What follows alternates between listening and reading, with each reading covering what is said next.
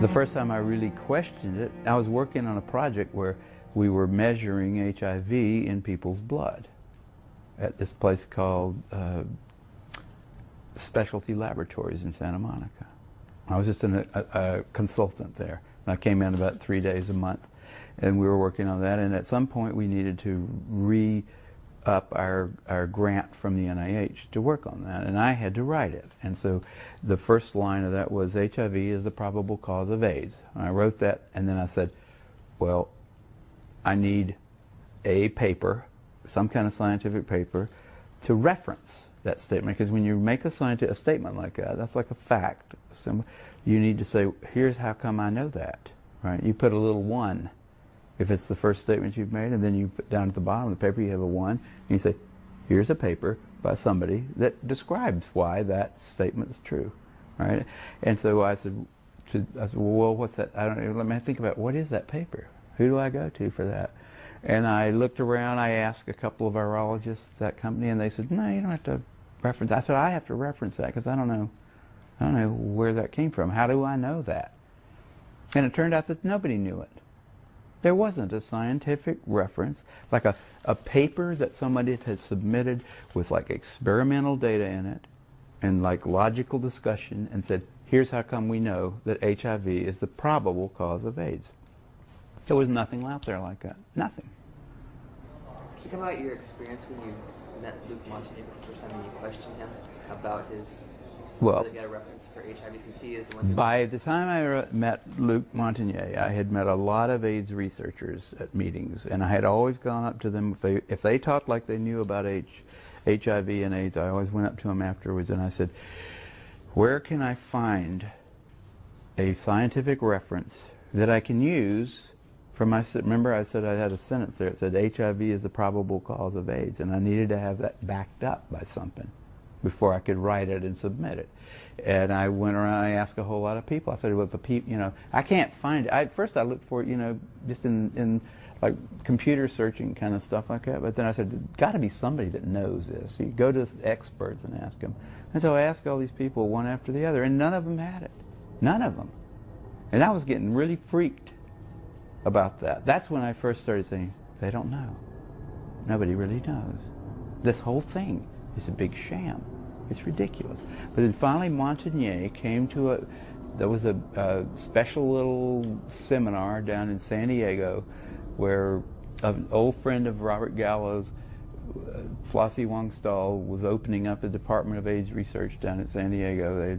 They had lots of money involved, federal money, and they had Montagnier come there and give a talk. And after that, they had a little wine and cheese thing, and I went over to Montagnier afterwards, and I said, Dr. Montagnier, I can't find a reference. I can't find a reference to go with the statement, HIV is the probable cause of AIDS. I'm sure you can help me. And he knew that he probably should be able to help me. And he said, well, why don't you quote this new work, and by new he meant like something that came out this year, right? This new work about a virus that can kill monkeys. Or I think it was not monkeys, it was like something related to monkeys, some kind of a little ape. And I had read that and I said, that didn't, it was like supposedly going to be a model system for studying AIDS, that somebody had figured out some kind of retrovirus that passing it back and forth between various mammals, they could finally put it into chimpanzees and kill them. And it killed them in about a week, and it didn't kill them in any, there was nothing like AIDS there. It doesn't kill you in a week. It was just totally ridiculous. None of the symptoms were the same. And I said, well, I read that paper, and I didn't see any connection between that and AIDS, and I don't think that would be a real. I wouldn't want to use that as a reference. And I don't remember exactly what he said, but I know he walked away. Oh. No, before he told me about that paper, he said, why don't you use the NIH, like the CDC report? And I said, well, I looked at that, and that was not a scientific paper. And then he said, what about this other thing, this this like paper that had just come out about a month before, and a lot of fanfare associated with that paper, but it was total crap. It was like, yeah, if you got $2 million, you can figure out how to kill a primate with a retrovirus. So what? Doesn't have anything to do with AIDS. It didn't look like AIDS. It didn't smell like AIDS. It wasn't AIDS. It was just like, got a retrovirus that can kill a chimpanzee. So what? So I didn't get any more out of him. He walked away after that. And the people standing around, by the way, who were his colleagues there, looked at him like they were thinking he should come up with a better answer than that. But he couldn't, and he just turned around and walked away. I really thought he'd have an answer. I really did. I mean, that was my last... I was right at the edge of my faith in the system, but I thought Montagnier will know why he thinks HIV causes it, and he'll tell me. He'll say, because of this study. You know, but he didn't have that. None of those guys have that, and that's why they're so weird, you know. That's why they don't want dissent. They don't want people like me walking up and asking them those kind of questions, and they're willing to like go to great lengths to prevent that. They're out on a limb. I wouldn't want to be there with them.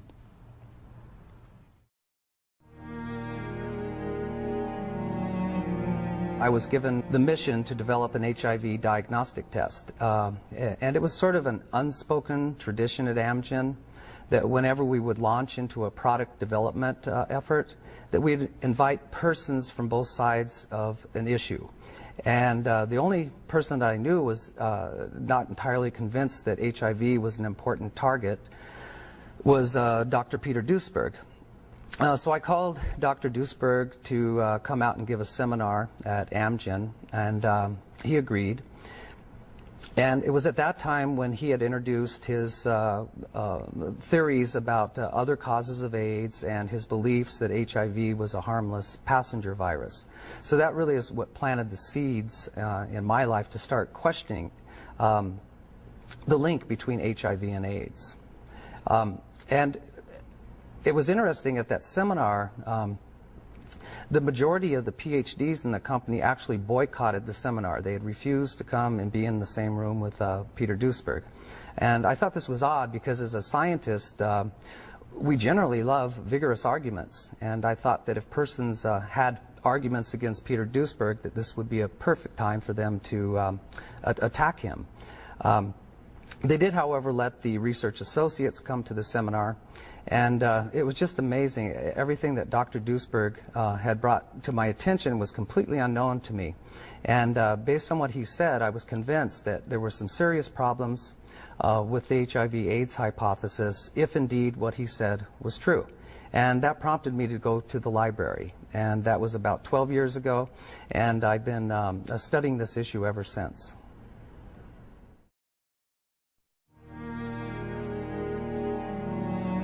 I remember when I made the shift myself, because for the first few years of AIDS, I was reporting on this story from the conventional perspective. And then I learned, from one reason or another, I had a chance to go into it more deeply. I spent a week in the lab of a virologist in Germany who showed me the procedures that were involved in isolating and purifying viruses, showed me why he also didn't believe that this had ever been done with HIV.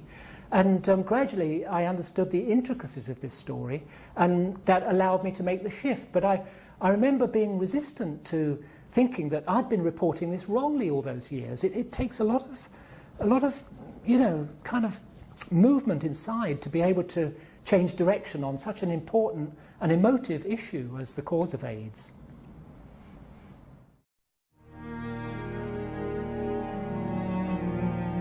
From the very beginning of my medical engagement, I focused on family planning, sexual education, contraception, abortion, because I think this is the very basis of a happy life, to be able to control fertility. And in the 87, 88, we were confronted with reports that this new virus and this new disease was breaking out of the formerly so-called risk groups of gay people and hemophiliacs, and was now spreading among the heterosexual population. And I found that highly unlikely and in contradiction to everything I had learned in medicine, because the mode of transmission is predetermined and doesn't change easily. And especially to say, well, now HIV broke out of the risk group because the people inside the risk groups are almost all infected, suggests that the virus has some knowledge about how many people are infected and realizes and thinks and says, well, now I'm going to change my mode of transmission. This is like us being stuck in a car jam, in a traffic jam, and deciding suddenly, well, now we can just fly because we can't move forward with our car. It doesn't make sense. And that's when I started to ask critical questions. And I didn't get satisfying answers, so I asked even more critical questions. And in the end, I ended up to write a book, Do We Love Dangerously?, to evaluate and bring together and analyze facts about and data available on this question.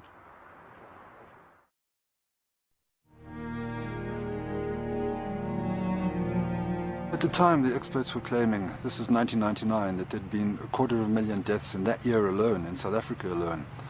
And so it struck me that if one could verify that that was true, it was obscene even to continue the debates, and that if I could prove that, which I thought was just a matter of a phone call or two, it would end the debates, and the denialists and President Mbeki would have to sort of retreat into the corner and wear dunce caps. So I went out and started looking for corpses, and that's many years ago, and I'm still looking today. Did you find the corpses? I didn't, and I believe that the claims then emanating from the AIDS establishment were entirely preposterous. But how can you say that when millions of children, millions of men and women, and orphans have been said to die from AIDS? Well, let's just step back and look at the broad picture. When I was still naive about AIDS, I used to open the newspaper and I'd read that some astronomical and dumbfounding number of Africans was infected with HIV, 24 million, 30 million, whatever. So what you discover is this doesn't imply that that many people have actually been tested. What has happened is that it's assumed that that many Africans is theoretically connected via tortuous mathematical models to a woman who tested positive in a government survey. What do you mean theoretical? Are you saying that those deaths didn't actually occur? I can't give you a yes or no answer on that. This is a Buddhist thing. You have to... This subject requires the wisdom of a Buddhist. You have to be able to hold two possibilities in your brain at the same time. It's very difficult for most people to do. I can tell you this, however.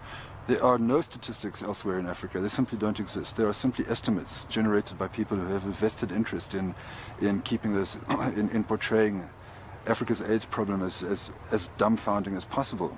The sole exception is this country, South Africa. South Africa is the only country in Africa that has anything remotely approaching a vital registration system on the basis of which you can draw conclusions. So you're going to ask me about the numbers in the rest of Africa? I don't know. You can make up anything you want about most countries in Africa. Nobody would be any the wiser. It's almost impossible to check. You can sit in Geneva with your computer and generate estimates of whatever nature. They remain theoretical. This is the battleground. South Africa is the exception. It's the only country in the entire third world where it's possible to assess the accuracy of these theoretical estimates against real-life death registration. Met Luc Montagnier. I had met a lot of AIDS researchers at meetings, and I had always gone up to them. If they talked like they knew about HIV and AIDS, I always went up to them afterwards and I said, where can I find a scientific reference that I can use for my... Remember I said I had a sentence there. It said HIV is the probable cause of AIDS, and I needed to have that backed up by something before I could write it. In the paper you have a one, and you say, here's a paper by somebody that describes why that statement's true, right? And so I said, well, what's that? I don't know. Let me think about, what is that paper? Who do I go to for that? And I looked around. I asked a couple of virologists at that company, and they said, no, you don't have to reference. I said, I have to reference that because I don't know where that came from. How do I know that? And it turned out that nobody knew it. NIH to work on that, and I had to write it. And so the first line of that was, HIV is the probable cause of AIDS. And I wrote that, and then I said, well, I need a paper, some kind of scientific paper, to reference that statement, because when you make a statement like that, that's like a fact.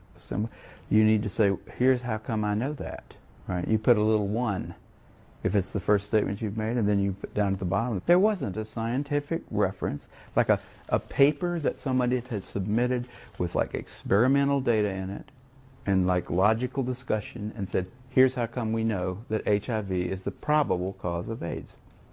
There was nothing out there like that. Nothing. Can you tell me about your experience when you met Luc Montagnier for the first time and you questioned him about his whether he got a reference for HIV, since he is the one who... By the time the first time I really questioned it, I was working on a project where we were measuring HIV in people's blood at this place called Specialty Laboratories in Santa Monica. I was just a consultant there. And I came in about 3 days a month, and we were working on that. And at some point, we needed to re-up our grant from the